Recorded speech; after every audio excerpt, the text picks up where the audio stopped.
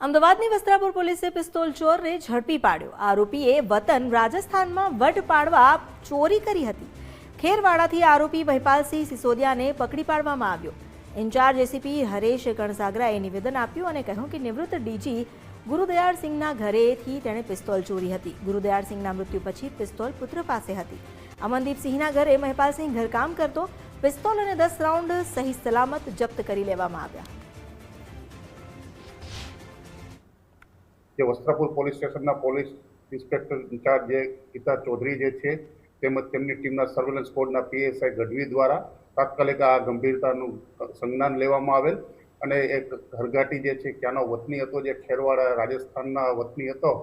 તાત્કાલિક એમના લગતા પોલીસ સ્ટેશન ખલાસિયા પોલીસ સ્ટેશનમાં એમની જાણ કરવામાં આવેલી હતી। અહીં ગુનો દાખલ કરી ટીમ રવાના કરવામાં આવેલી અને એમને જે પૂછપરછ દરમિયાન એમની પાસેથી માહિતી મેળવીને ઘરમાં રાખેલ હતું ત્યાં ટીમ જઈ અને આ કામે ચોરીમાં ગયેલ વેપન તાત્કાલિક રિકવર કરવામાં આવેલું હતું અને આ કામના આરોપી જે છે મહિપાલસિંહ સિસોદિયાને અટક કરવામાં આવેલ હતા।